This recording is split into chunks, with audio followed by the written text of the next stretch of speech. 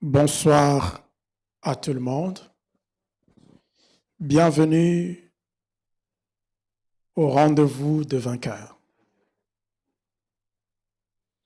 Bienvenue au rendez-vous des vainqueurs. Alléluia. Je disais bienvenue au rendez-vous de vainqueurs. Est-ce qu'il y a un vainqueur parmi nous? Est-ce qu'il y a un vainqueur parmi nous? Est-ce qu'il y a des vainqueurs parmi nous?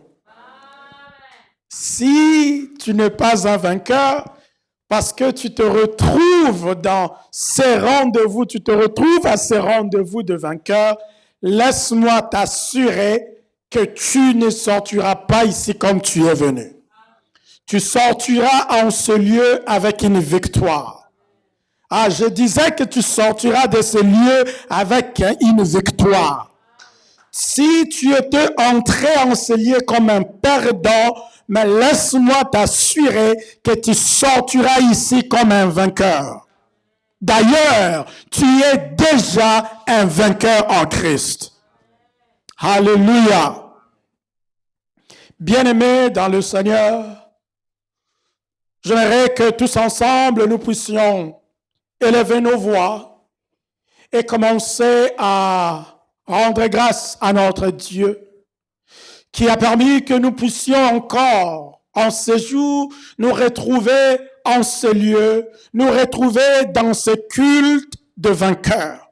Est-ce que tu peux élever ta voix et commencer à lui bénir parce que il y a une victoire prévue pour toi dans un domaine quelconque de ta vie qui est combattu.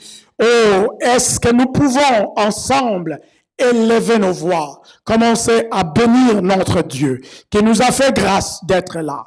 Au nom de Jésus, prions le Seigneur, prions le Seigneur. Élevons nos voix, prions, bénissons-le. Merci, cher Saint-Esprit. En peu de mots, est-ce que tu peux dire, Seigneur, parle-moi? Parce qu'après cette exhortation, nous allons continuer encore dans la prière. Nous allons continuer dans le combat. Mais avant cela, nous allons écouter une pensée de l'Éternel qui va nous introduire, qui va nous amener à comprendre le monde spirituel, nous amener à comprendre le fonctionnement de notre ennemi, nous amener à comprendre comment, étant que de vainqueurs, nous devons pérenniser cette victoire. Alors tu pries à Dieu, tu lui dis, Seigneur, parle-moi, j'aimerais que tu me parles, que je comprenne ce que tu vas me communiquer maintenant par ton serviteur. Prions au nom de Jésus. Prions au nom de Jésus. Prions au nom de Jésus. Ah, Salé Blaïch. Parle-nous, Seigneur. Parle-nous, Adonai. Parle-nous, notre Père. Shabrane Seveyata. Parle-nous, Yahweh. Fais-nous comprendre, Seigneur, la vérité de ta parole et donne-nous un cœur, un esprit qui est prêt à s'y appliquer, Seigneur. Oh, que ces paroles, que ces phrases, que ces mots et ces phrases ne soient pas juste de philosophie, Seigneur, qui viendront juste pour nous plaire, mais que ça soit des énergies, mon Dieu, qui nous amènent, qui nous donnent une force qui nous amène à agir d'une manière à soumettre notre ennemi sous notre domination. Au nom puissant de Jésus, loin de ce lieu, tout vagabondage de pensée, loin de ce lieu, tout voyage de pensée, loin de ce lieu, toute distraction démoniaque, loin de ce lieu, toute distraction démoniaque, je commande à tout démon autour de ce lieu, pour une mission quelconque contre cette œuvre, je les ordonne de quitter ce lieu maintenant par le feu que je libère, par le son de ma voix, maintenant au nom de Jésus, tout démon, je vous commande de s'éloigner de ce lieu et que seuls les anges de Dieu, l'armée de Dieu, règnent ici et tout autour, au nom puissant de Jésus. Au nom puissant de Jésus. Amen. Amen. Amen. Est-ce qu'on peut acclamer le Seigneur Jésus? Est-ce que tu peux acclamer le Seigneur Jésus? Est-ce que tu peux vraiment le faire bien? Est-ce que non, ça tu m'acclames. Pour Jésus, acclame. Alléluia. Amen. Amen. Alléluia. Nous allons prendre nos Bibles dans le livre de 1 Pierre, chapitre 5. 1 Pierre 5, le verset 8. Nous allons écouter l'exhortation et puis après, nous allons nous remettre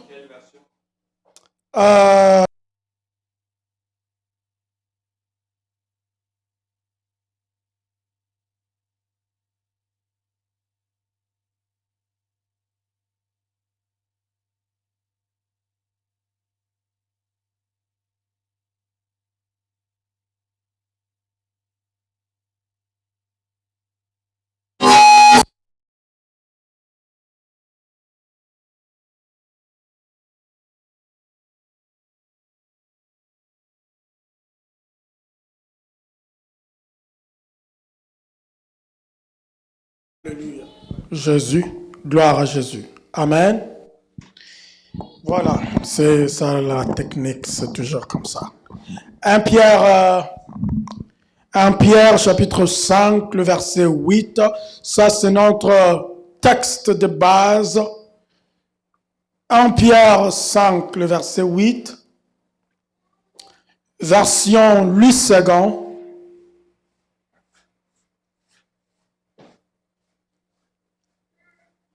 Est-ce que vous y êtes? 1 Pierre 5, 8. La Bible dit, soyez sobres, veillez. Votre adversaire, pouvez-vous me trouver la version qui dit votre ennemi? Parole de vie. Qu'est-ce que la Bible dit là-bas? Soyez sobres, restez éveillés. Votre ennemi, l'esprit du mal ou le diable, est comme les lions qui vigilent, qui rugit, ok? Il va partout et chercher quelqu'un à dévorer. La version Louis II dit, soyez sobres, veillez. Votre adversaire, le diable, rôde comme un lion rugissant, cherchant qui il dévorera, cherchant qui il va détruire. Bien-aimés dans le Seigneur, je pense, depuis le vendredi écoulé que nous avions commencé cette série, si je peux me permettre de dire, série d'enseignements. Ce sont des enseignements, bien que nous combinons enseignement et exhortation. Je commençais par nous parler de c'est qui un vainqueur. Alléluia. Ou un vainqueur, qui est-il? Un vainqueur, qui est-il? Un vainqueur, qui est-il? Pour une petite révision dans ce que nous avons vu il y a des semaines passées, je commençais par nous donner 3 vérités introductives. Je nous rappelle cela et puis entrer dans le message qui est prévu pour ce soir et puis nous allons entrer dans la prière. Donc nous avions d'abord introduit par ces trois vérités, dont la première, nous avons dit, c'est quoi? Ce que on ne peut pas parler d'un vainqueur sans qu'il y ait au préalable un combat. Alléluia.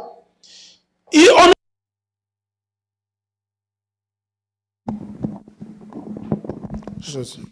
on ne peut pas parler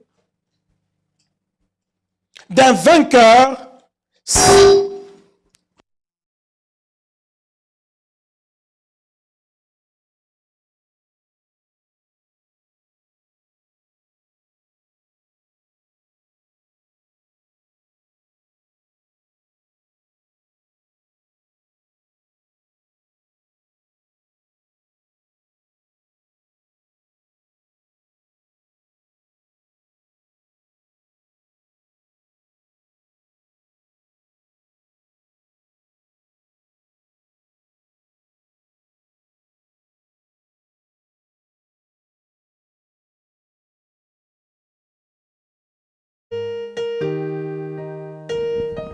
Jésus. Amen. Alléluia. Amen. Donc, je disais que nous avions introduit ce thème, un vainqueur, qui est-il, par trois vérités. Je vais juste faire un rappel et puis entrer dans ce qui est prévu aujourd'hui. Donc, nous avons dit qu'on ne peut pas parler d'un vainqueur sans qu'il y ait au préalable un combat, une guerre, une hostilité ou un obstacle. Car c'est par ces éléments que le mot vainqueur trouve son sens. Je répète qu'on ne peut pas parler d'un vainqueur sans qu'il y ait au préalable un combat, une guerre, une hostilité ou un obstacle. Pourquoi? Parce que c'est le mot combat, c'est le mot obstacle, c'est le mot guerre qui donne sens même au mot vainqueur. Alléluia. Ça, c'était la première vérité. Et la deuxième, nous avons dit que on ne peut pas parler ni d'un combat, ni d'une guerre, ni même d'une hostilité ou d'un obstacle sans faire allusion à l'inimitié ou à la rivalité de deux personnes ou entités. Je répète encore, pour la meilleure compréhension dans cette deuxième vérité, toujours à titre de rappel, est-ce que on ne peut pas parler d'un combat, d'une guerre, d'une hostilité, ni même d'un obstacle, sans faire allusion à quoi? À l'inimitié ou à la rivalité de deux personnes ou des entités. Est-ce qu'on me comprend? Alléluia. Je ne peux pas entrer dans beaucoup d'explications là-dessus parce que j'avais déjà expliqué ça il y a 2 semaines passées. Je suis juste en train de faire un court rappel pour nous permettre de bien comprendre ce que nous allons commencer aujourd'hui. Et la troisième vérité, on avait dit que tout enfant de Dieu qui ne se conscientise jamais qu'il a un ennemi vivra toujours une vie d'un perdant malgré la victoire de Jésus-Christ à la croix. Que je répète, dans la troisième vérité, pour mieux comprendre qui est un vainqueur, nous avons dit que tout enfant de Dieu que tu es, enfant de Dieu que vous suivez, tout enfant de Dieu qui ne se conscientise pas, lorsque tu ne te conscientises pas que tu as un ennemi, tu vivras toujours une vie d'un perdant malgré la victoire octroyée par Jésus-Christ à la croix. C'est vrai, Jésus t'a octroyé la victoire. Jésus t'a donné la victoire à la croix. Mais il te faut être conscient parce que tu as un ennemi qui, malgré cette victoire, il se bat toujours, d'abord pour t'arracher cette victoire, mais il se bat toujours aussi pour te vaincre. Il ne se fatigue pas. C'est ce que nous venons de lire dans 1 Pierre chapitre 5, le verset 8. Que Dieu dit quoi? Soyez sobres, veillez, car votre adversaire, donc c'est Dieu même qui nous conscientise. Dieu lui-même, il te dit que tu as un ennemi. Pourquoi Dieu dit ça? Dieu dit ça pour te conscientiser, toi, enfant de Dieu, que tu dois savoir que sur la terre, dès les jours où tu as accepté Jésus-Christ, tu as un ennemi. Et cet ennemi a une rage, et cette rage, c'est pour te détruire, c'est pour te dévorer, c'est pour te faire vivre une vie misérable, c'est pour faire de toi son esclave. Et si tu ne te conscientises pas que tu as un ennemi, tu vivras toujours une vie d'un perdant, une vie de quelqu'un qui pleure, une vie malheureuse, malgré que Jésus t'a donné la victoire. Alléluia. Et ainsi, nous avions défini qui est un vainqueur. Ou vainqueur, le mot vainqueur, ça veut dire quoi? Qu'est-ce que signifie vainqueur? Possiblement qu'on vous présente plusieurs définitions sur le mot vainqueur. Possiblement que vous connaissez déjà ou vous avez déjà quelques définitions sur le mot vainqueur. Et parmi toutes ces définitions que vous avez, nous avions défini qui est un vainqueur ou qu'est-ce que signifie vainqueur, selon le contexte même biblique. Et nous avions défini le mot vainqueur comme suit. Un vainqueur, c'est une personne qui a palpé ou qui jouit des résultats désirables après un combat, une guerre, un obstacle ou une situation indésirable dans sa vie. Je reprends cette définition. Bien aimé, il est très important, il est pertinent que tu puisses savoir cette définition et intérioriser cette définition en toi. Parce que nous appelons ces rendez-vous ou ces cultes de chaque vendredi rendez-vous des vainqueurs. N'est-ce pas? Alors, puisque c'est un rendez-vous des vainqueurs, tu dois savoir qu'est-ce que signifie un vainqueur. Si tu t'appelles vainqueur ou si on t'appelle vainqueur, vainqueur signifie quoi? Vainqueur, comme nous venons de le définir, signifie quelqu'un ou une personne qui a palpé ou qui jouit des résultats désirables après un combat, une guerre, un obstacle ou une situation indésirable dans sa vie. Est-ce que c'est clair? Est-ce que je peux avancer? Que j'avance? La définition est claire. Nous avions compris. Alors, mes chers frères et sœurs, je vais nous présenter ce soir 4 vérités qu'il faut savoir sur les réalités spirituelles avant et pendant le combat spirituel. Amen.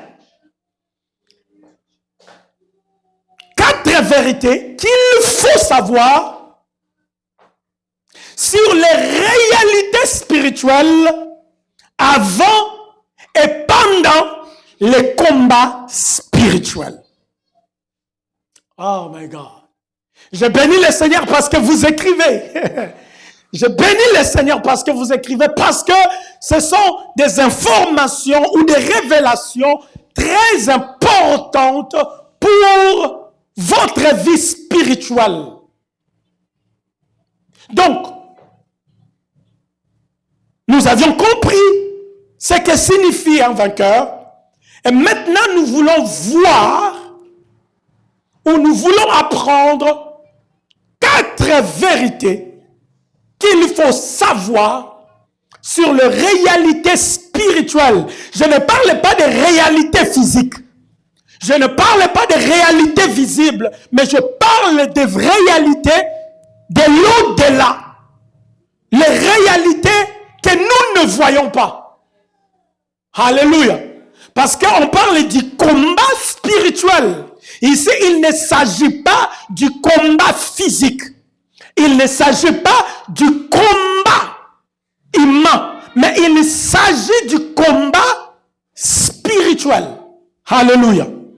4 vérités qu'il faut savoir sur les réalités spirituelles avant et pendant le combat spirituel. Bien-aimé, que tu le veuilles ou pas, puisque tu as un ennemi, tu es dans un combat. que tu le veuilles ou pas, laisse-moi te conscientiser, que tu le veuilles ou pas, à moins que tu appartiens au diable, même si tu appartiens au diable, tu sais qu'il y a aussi le combat. Alléluia. Non, you gotta go around. Okay, they will go. They will open this.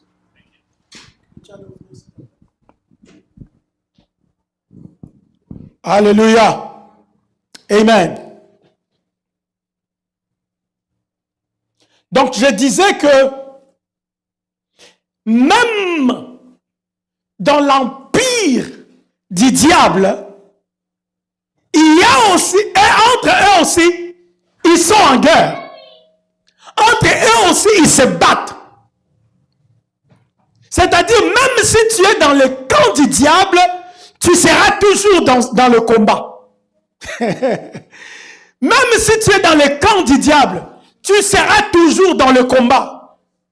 J'ai même suivi, récemment j'ai suivi un témoignage d'un enfant qui témoignait comment il allait tuer le féticheur, le maître féticheur. Pour avoir plus de pouvoir, il devrait aller les arracher leur pouvoir, leur puissance et les tuer. C'est-à-dire, même quand tu sers le diable, tu auras toujours des gens qui vont vouloir te détruire. Et à combien plus forte maintenant que tu n'es pas dans son camp. Tu es dans le camp de Dieu, de la personne que lui, le diable, est. Donc, que tu sois conscient ou inconscient, il va toujours et toujours te combattre. D'où il faut être prêt. D'où il faut avoir les informations qu'il faut, que lorsqu'il t'attaque, lorsqu'il veut te surprendre, tu sais quoi faire. Amen. Bref, voici la première vérité qu'on doit savoir sur les réalités spirituelles avant et pendant le combat spirituel. Tu dois savoir que dans notre quotidien, il y a toujours un moment de paix et de tranquillité et un moment de combat et obstacle. Je répète, dans ta vie de chaque jour, toujours un moment de paix, un moment de tranquillité, mais aussi un moment de combat et d'obstacles. N'est-ce pas qu'il vous est déjà arrivé qu'à une période comme ça de ta vie, oh, tu te sens vraiment que oh, ça marche, hein? Tout est bon, hein? Donc, tout est bon, tout est correct. Tu n'es pas malade, tu es en bonne santé, tu as l'argent, tu as le travail, tu es dans la joie, n'est-ce pas? Dans la vie de chaque jour, tu dois savoir, ou je te rappelle même, qu'il y a des moments de paix et de tranquillité, mais aussi il y a des moments de combat et d'hostilité. Alléluia. Amen. Ecclésiaste, chapitre 3, à partir de son premier verset, vous allez voir qu'est-ce que la Bible dit. La Bible dit, il y a un temps pour toutes choses, où chaque chose a son temps. Il y a un temps pour naître, il y a un temps pour mourir. Il y a un temps de paix, il y a aussi un temps de guerre. Est-ce qu'on comprend? Dans ta vie de chaque jour, laisse-moi te rappeler qu'il y a toujours des moments de paix et de tranquillité, mais aussi un moment de combat, de guerre et d'hostilité. Deuxième vérité. Oh my God. Deuxième vérité. Comprenons que tout moment de paix et de tranquillité dans son quotidien est un moment que notre ennemi travaille durement dans l'élaboration de plans et de stratégies de comment t'attaquer ou te surprendre négativement. Je répète pour la meilleure compréhension. Bien-aimé, comprends que tout moment de paix ou tout moment de tranquillité dans ta vie ou dans ton quotidien, c'est un moment que ton ennemi travaille durement dans l'élaboration de plans et de stratégies de comment t'attaquer ou te surprendre négativement. Bien-aimé, sois conscient que lorsque tu es dans un moment où tout marche, où tout roule, où tu ne sens pas d'opposition, tu ne sens pas d'obstacle, tu ne sens pas que tu es combattu, où tu dors en paix, tu te réveilles en paix. Bien-aimé, ce moment-là, tu ne dois pas te distraire. Parce que c'est un moment où le diable est en train de travailler durement dans ton inconscience. Pendant que toi, tu es inconscient, lui, il travaille durement en élaborant de plans, en élaborant de projets, de comment t'attaquer. Ou même pendant ce moment-là, lui, il t'étudie. Il est en train de t'étudier tes points forts, tes points faibles, et comment t'atteindre et te détruire par ces points ou par tes points de faiblesse. Est-ce que quelqu'un comprend? Nous allons lire Ésaïe 54, le verset 17. Ésaïe 54, le verset 17, qu'est-ce que la Bible dit? Toute arme forgée contre toi, ok, sera sans effet. Avant qu'on arrive d'abord dans sera sans effet, commençons d'abord dans là où la Bible dit toute arme forgée. Ok? On ne dit pas que toute arme qui t'attaque. Quelqu'un me comprend? On ne dit pas que toute arme qui t'attaque, mais toute arme forgée. Ça veut dire toute arme qu'on est en train de préparer. En d'autres termes, tout plan qu'on est en train d'élaborer. Ça veut dire que, bien aimé, quand tu es dans un moment de tranquillité, le diable élabore de plans. Le diable forge des armes contre toi. Est-ce que quelqu'un me comprend? Ton ennemi élabore de plans, des stratégies. Comment il va te terrasser? Comment il va te mettre par terre? Comment il va te surprendre? Comment il va tuer tes enfants? Comment il va détruire ton emploi? Comment il va détruire tes relations? Comment il va te causer, il va libérer un esprit de pauvreté dans ta vie? Comment il va t'envoûter? Comment il va te bloquer? Ah, est-ce que quelqu'un me comprend? Bien aimé, si vous comprenez ces choses, si nous comprenons ces choses, et on se tient debout, agir comme il faut, ta vie ne sera pas la même. Les résultats de ta vie, vous savez, le diable fait tout pour nous distraire à ne pas connaître ces choses. Et il le fait tout, même quand on le connaît, il le fait tout pour qu'on ne s'y applique pas. Parce qu'il sait que si tu connais, parce que connaître, c'est un niveau. S'appliquer aussi à ce que tu connais, c'est aussi un autre niveau. La Bible dit dans Osée 4:6 que mon peuple fait quoi? Périt par manque de connaissances. Les grands combats de l'ennemi, c'est d'abord au niveau de la connaissance. Il ne veut pas que tu puisses connaître des choses. C'est pourquoi il se bat pour te garder dans l'aveuglement spirituel. L'aveuglement symbolise les ténèbres. Il fait tout pour que tu sois toujours dans les ténèbres. Oh, dans le nom de Jésus, je prie que si tu es dans un ténèbre ou dans les ténèbres, je ordonne que tu quittes ces ténèbres au nom de Jésus.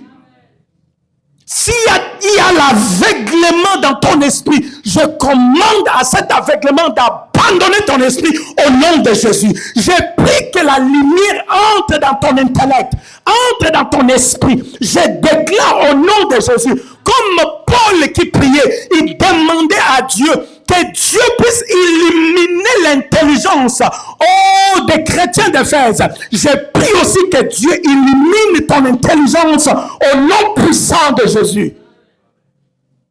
Bien-aimés dans le Seigneur, vous verrez que dans Éphésiens chapitre 6, le verset 11 au verset 13, je vais lire ça pour nous. Éphésiens chapitre 6, le verset 11 au verset 13. Écoutez ce que la Bible dit. Je commence d'abord, verset 11. La Bible dit, revêtez-vous de toutes les armes de Dieu, afin de pouvoir tenir ferme contre les ruses du diable. Contre les ruses du diable. Ruses, ce sont les stratégies du diable. Les ruses du diable sont les stratégies du diable. Les ruses du diable, ton ennemi, sont ses stratégies. C'est pourquoi je nous ai dit, dans cette deuxième vérité, que tout moment de paix, tout moment de tranquillité dans notre quotidien, c'est un moment que notre ennemi travaille durement dans l'élaboration de plans et de stratégies de comment nous attaquer ou nous surprendre négativement. Bien aimé, lorsque tout va bien dans ta vie, sache-le bien que en réalité tout ne va pas bien. Lorsque tout va bien dans ta vie, en réalité tout ne va pas bien. Parce que tu as un ennemi qui te guette. Tu as un ennemi qui te guette. Alléluia. Est-ce que je peux avancer? Troisième vérité, avant-dernière, pour que nous retournions dans la prière. Comprenons ou retenons que dans la paix ou dans un moment de paix et de tranquillité, il est conseillé de toujours être celui qui approvisionne la grâce et la miséricorde pour nous servir. Je répète, dans ces moments de paix, est-ce qu'on me comprend? Dans ces moments de paix et de tranquillité, il est conseillé de toujours être celui qui approvisionne la grâce et la miséricorde pour nous servir du système de renversement de toute embuscade de plans sataniques. Je vais m'expliquer.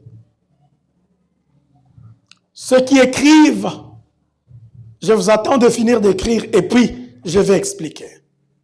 Je répète pour la dernière fois et enfin je vais expliquer.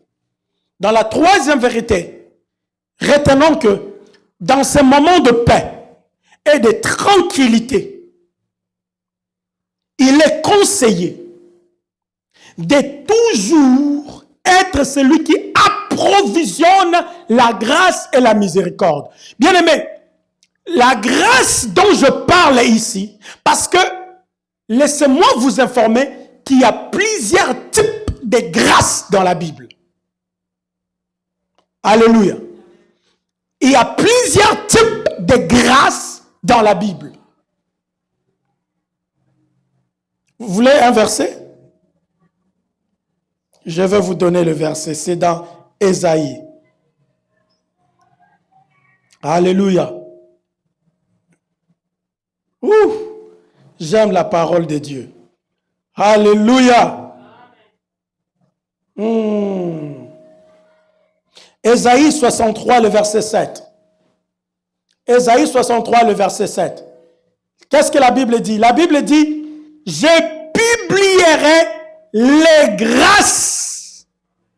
La Bible ne dit pas, je publierai la grâce.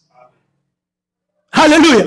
La Bible ne dit pas, je publierai la grâce, mais la Bible dit, je publierai les grâces au pluriel. Ça veut dire qu'il y a plusieurs sortes de grâces. Et tu dois savoir que tout don de Dieu ou toute intervention surnaturelle de Dieu à ta faveur, c'est une grâce. On comprend? Tout don de Dieu pour toi, la vie que tu as, c'est une grâce. Il y a les païens qui ont la vie mais qui n'ont pas Christ. Donc ils sont dans la grâce. Mais la grâce qu'ils ont, c'est la grâce vie. Ce n'est pas la grâce salut. Vous comprenez la différence? Quand je parle de plusieurs types de grâces, ça veut dire que tout don que Dieu te fait, c'est une grâce. Parce que tu ne l'as pas mérité. Parce que tu ne l'as jamais demandé. Il t'a donné ça lui-même.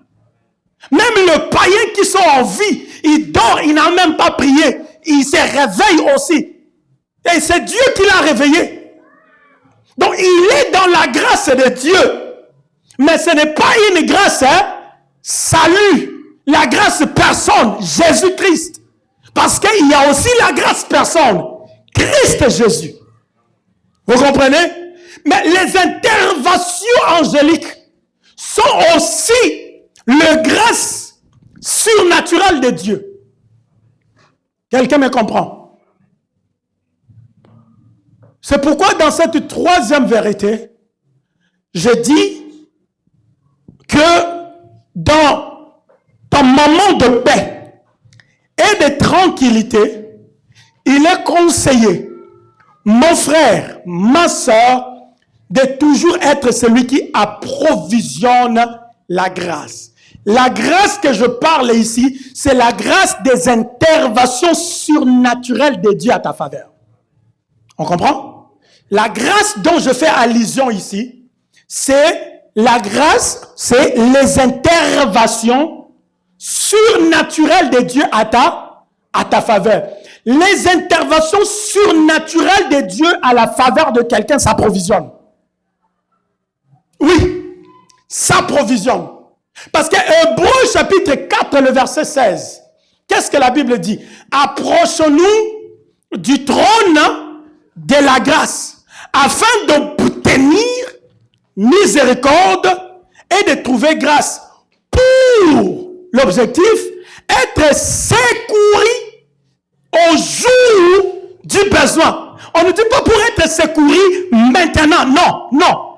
Ça dit quand tu viens devant Dieu, tu viens là pour obtenir miséricorde et trouver quoi? Grâce. Mais la miséricorde et la grâce que tu trouves en ce moment-là, c'est pour te servir un jour. Vous comprenez? Ça veut dire quand nous venons, nous prions ici. Peut-être tu sens où tu ne vois rien se passer. Mais sans savoir que tu viens d'approvisionner une intervention surnaturelle. Les jours où tu seras dans le besoin, peut-être tu ne prieras pas. Peut-être tu es dans un véhicule, tu es en train de partir. Mais le diable avait planifié au jour du malheur. Oh my God. Parce que il faut savoir qu'il y a un jour du besoin. Il y a aussi un jour du malheur. Ou les mauvais jours. La Bible appelle ça le mauvais jour. Dans Ephésiens chapitre 6, le verset 13, si je ne me trompe pas. La Bible appelle ça le mauvais jour. Le mauvais jour, c'est le jour où pendant que toi tu es dans ce moment de paix, dans ce moment de tranquillité, le diable est en train de planifier un mauvais jour. Le mauvais jour, c'est le jour où le diable a tout fini de planifier et il attend maintenant l'attaque. Ça veut dire que s'il a planifié de te surprendre par un accident mortel, il va planifier l'endroit où cet accident va se faire. Il va planifier le véhicule dans lequel tu vas entrer et il va aussi planifier même l'air, les circonstances qui vont se passer afin que cet accident-là se passe. C'est le mauvais jour. Il y a plusieurs types de mauvais jours. Ça, ce n'est qu'un exemple. Maintenant, le mauvais jour-là, pour Dieu, c'est le jour du besoin. Le mauvais jour du diable, pour Dieu, c'est ton jour du besoin. Et c'est ce jour du besoin que tu as besoin de l'intervention de ta grâce approvisionnée. Oh my God, my God, my God. C'est ce jour-là que tu as besoin. C'est pourquoi on te dit, pendant que tout va bien, pendant que tu es en paix, pendant que tes enfants sont corrects, pendant que tes enfants sont encore petits, pendant que ton mariage marche bien, pendant que tu es encore belle, tu es jeune, tout va bien, bien-aimé, c'est ce moment-là qu'il faut provisionner la grâce. C'est ce moment-là qu'il faut provisionner la miséricorde de Dieu. C'est-à-dire, quand tu pries, quand tu viens dans la présence, il y a plusieurs manières d'approvisionner la grâce. L'une des manières d'approvisionner la grâce, c'est le moment que tu passes dans la présence de Dieu.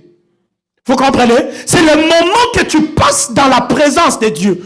Quand tu fais cela, tu es en train d'approvisionner les interventions surnaturelles de Dieu.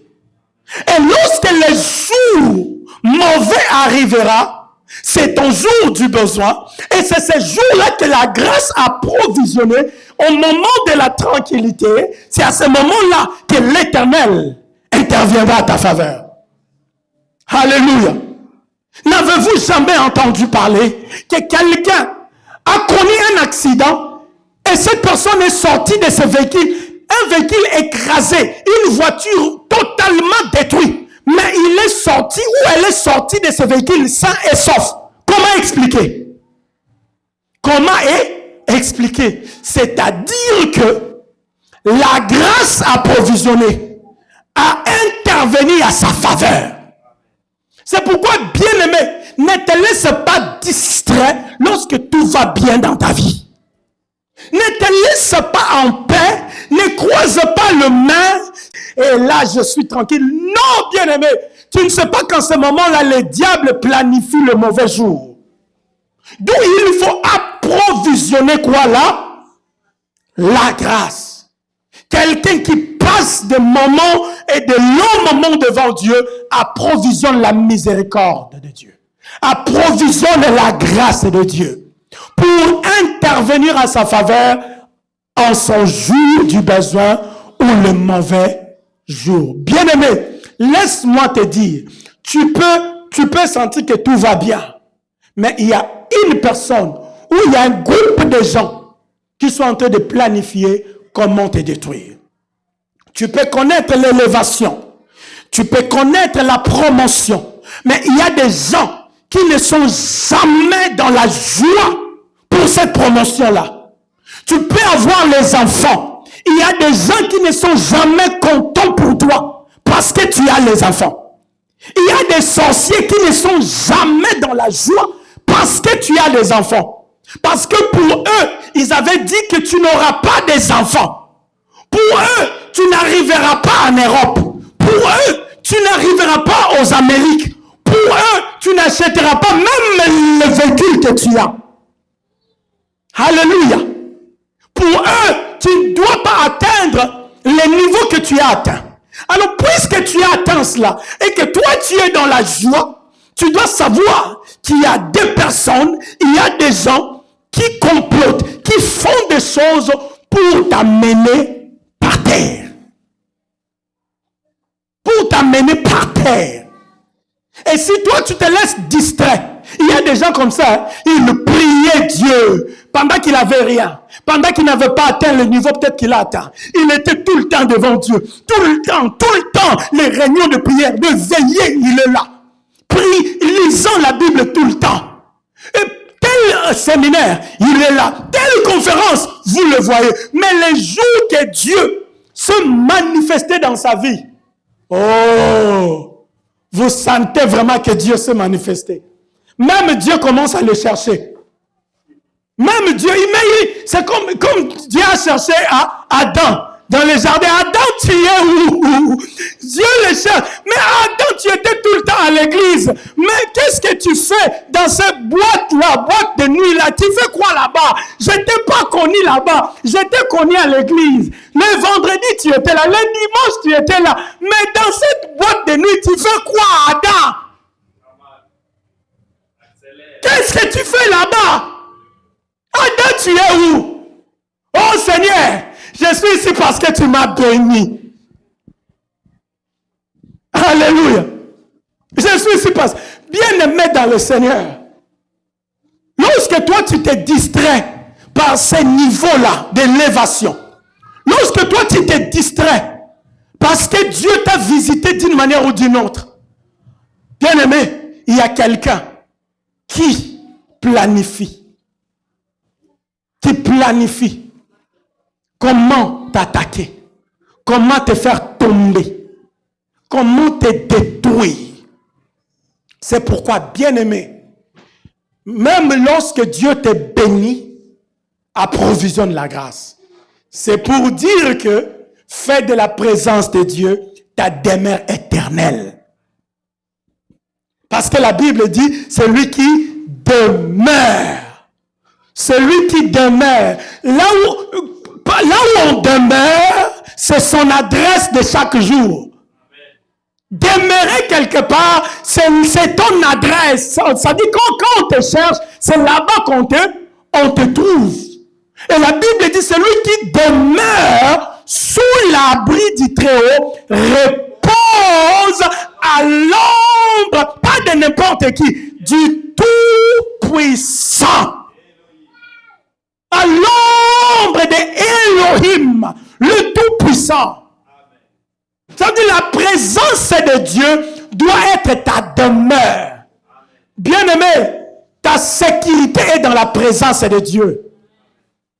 Le vendredi écoulé, je nous avais dit, Dieu dit dans Jérémie qu'ils te feront la guerre, mais ils ne te vaincront pas, car je suis avec toi. La présence de Dieu garantit ta victoire éternelle. La présence de Dieu garantit ta victoire éternelle. Bien-aimé dans le Seigneur, lorsque tout va bien, reste dans la présence de Dieu. Lorsque tout va bien, reste là. Parce qu'en restant dans la présence de Dieu, c'est là que les interventions surnaturelles de Dieu s'approvisionnent. Dieu dispose les anges pour toi. Dispose les êtres guerriers pour toi. Dispose l'argent pour toi. Dispose la guérison pour toi. Dispose tout ce que tu auras besoin au jour du besoin. Quatrième vérité pour finir. Et puis nous allons prier. Est-ce que quelqu'un est béni?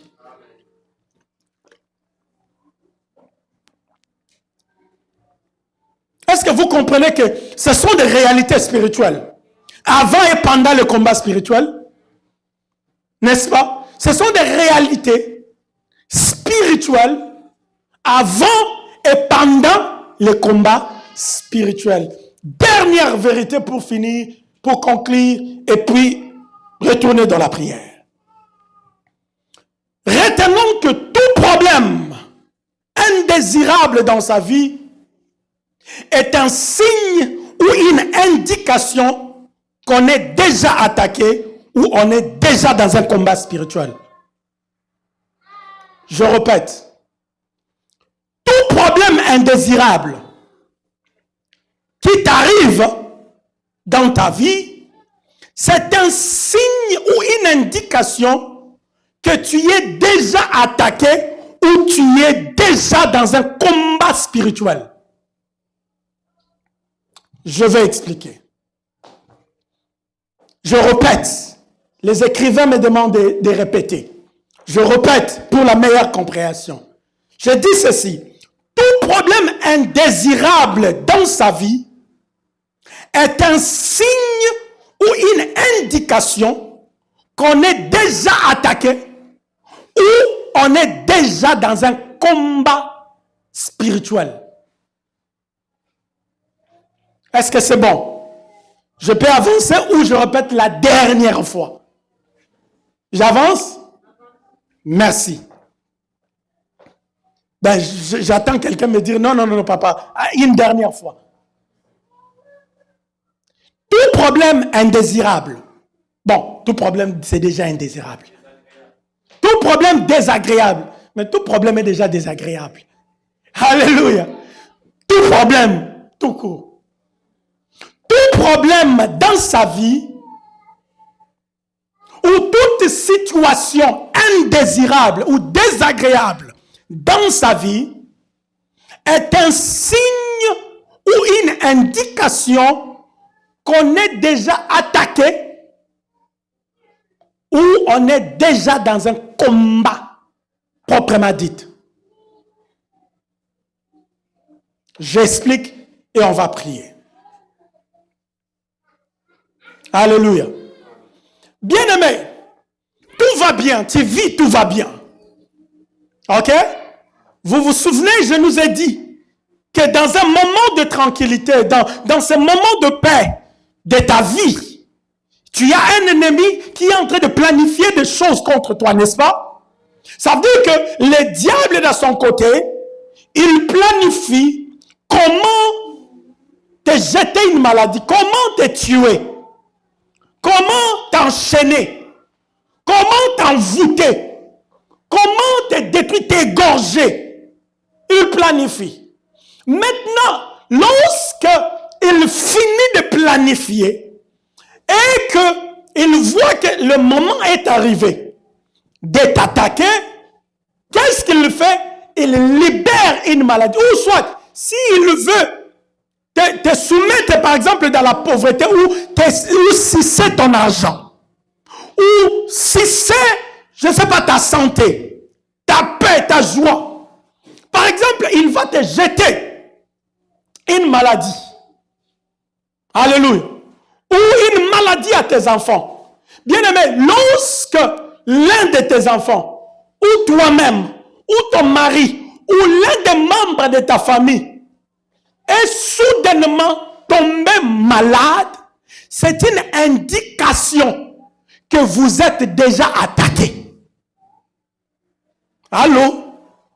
C'est un signe que tu es déjà attaqué. Tu es déjà dans un moment où le diable s'est engagé pour te détruire. Alléluia. Lorsque tu constates que tu fais ceci, ça ne marche pas. Tu retournes comme ça ne marche pas. Tu dois comprendre. Tu dois te réveiller. Tu dois être conscient que non, il y a déjà mon ennemi qui est actif contre moi. Alléluia. Alléluia. Un jour, je suivis un témoignage. Une dame qui disait, dans une des églises en Afrique du Sud, elle disait que la nuit seulement comme ça, je dormais et j'ai eu un rêve, comme quoi qu'un serpent m'avait mordu. Et puis, en marchant, en allant au travail, j'ai juste senti quelque chose m'a piqué, juste là où j'avais vu dans le songe que le serpent m'avait m'avait piqué. Et 2 jours après, je vis ma jambe a commencé à gonfler. Je n'avais pas compris. Ça a commencé à gonfler et ça a commencé à me faire très mal. Je ne pouvais plus rien faire. Et ça a gonflé à un niveau, elle-même ne comprenait pas, mais c'est quoi cette affaire? Et elle ne pouvait plus y aller travailler. Ça veut dire que le diable cherchait à détruire son travail. Allô? Il cherchait à détruire son travail. Et comment il a planifié cela? En envoyant un serpent, un démon sous forme d'un serpent, pour la piquer, jeter le venin et la paralyser à la maison. Et s'il n'y avait pas de solution, elle allait souffrir avec ça jusqu'à arriver à la mort. C'est comme ça que cet homme de Dieu qui l'avait délivré expliquait en fait le mystère qui était derrière cette maladie-là. Alléluia. Ça veut dire que lorsqu'on l'a piqué, elle n'a pas... C'est plus tard qu'elle s'est souvenue du songe qu'elle avait fait et de l'événement qui s'est passé. C'est comme ça que beaucoup de choses nous arrivent dans nos vies. Tu vis seulement comme ça et puis soudain un événement indésirable, désagréable t'est arrivé. Tu ne comprends pas, mais comment c'est arrivé? Bien-aimé, c'est juste un signe. C'est une indication que le diable est déjà à l'œuvre contre toi. Le diable, ton ennemi, est déjà en l'œuvre contre toi. Il a déjà libéré ses démons, ses serviteurs contre toi ou contre tes entreprises, contre ton bien-être, contre ton bonheur. En ce moment-là, il faut alors se tenir debout. Quand tu vois ça, tiens-toi debout. Est-ce que quelqu'un me comprend? Tiens-toi debout, ne dors pas. L'enfant était bien portant, ta femme était bien portante, et soudain une maladie comme ça, vous ne comprenez pas. Bien-aimé, il y a une attaque sans que tu le saches. Tiens-toi debout, ne prie plus normalement comme tu avais l'habitude de prier. Ne prie plus normalement comme tu avais l'habitude de prier. Alléluia. Est-ce que quelqu'un me comprend? Est-ce que quelqu'un me comprend? Lorsque par exemple, ton auto, tout le temps en panne, tout le temps, des en panne répétitifs, des pannes répétitives, bien aimé, tu dois savoir que quelque part le diable est à l'œuvre contre ton moyen, contre ton argent. Ticket de stationnement répétitif. Bien aimé, sache-le bien qu'il y a quelque chose de mystique, de démoniaque qui travaille contre toi. Tu dois être conscient et tiens-toi debout et commence à s'opposer à ça. Commence à s'opposer à ça. Alléluia. Bien aimé, c'est une indication. Le diable est spirituel, on ne le voit pas.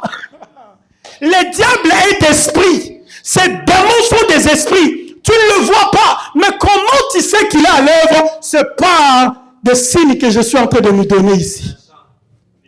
Est-ce que vous comprenez? C'est par des signes que je nous montre ici.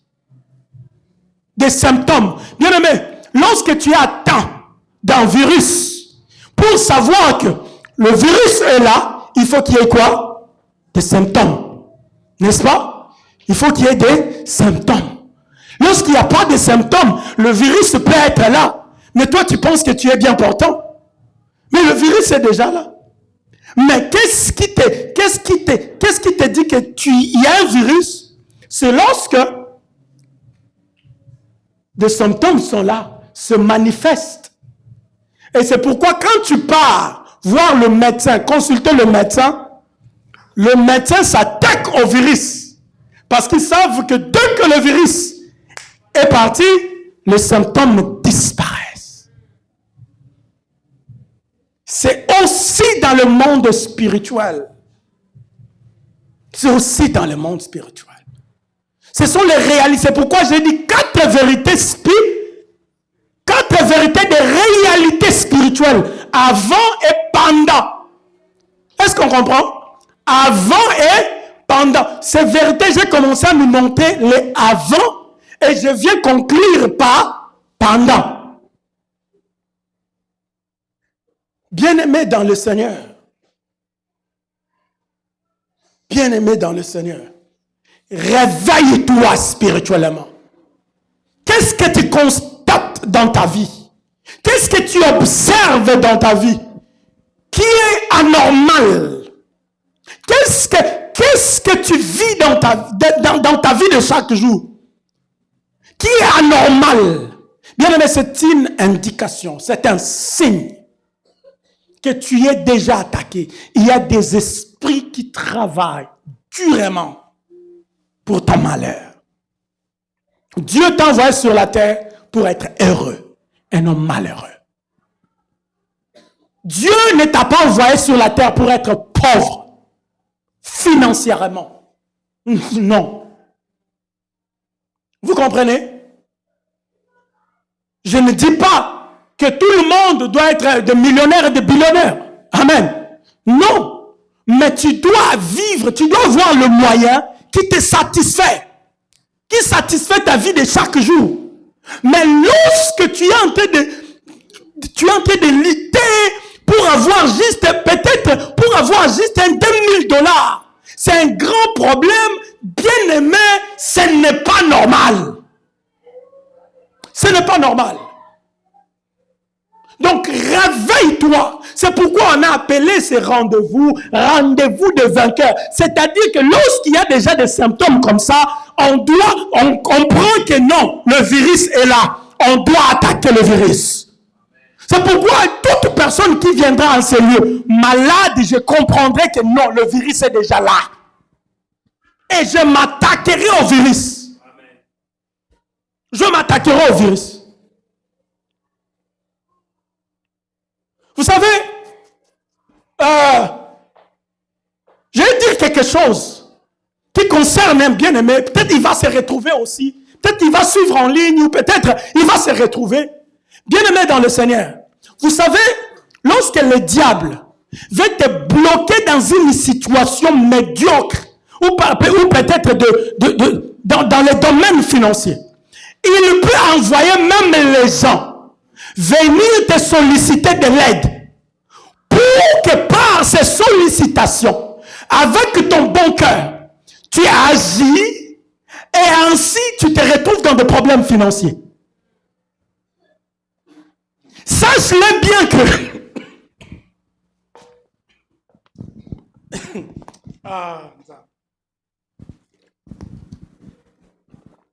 est-ce que quelqu'un bénit? Est-ce que quelqu'un comprend quelque chose? Sache-le bien que, quelque part, d'une certaine manière, le monde spirituel est à l'œuvre contre toi. Amen. Alléluia. Parce que la parole de Dieu ne peut pas se contredire. Est-ce que vous comprenez? La parole de Dieu ne peut pas se contredire.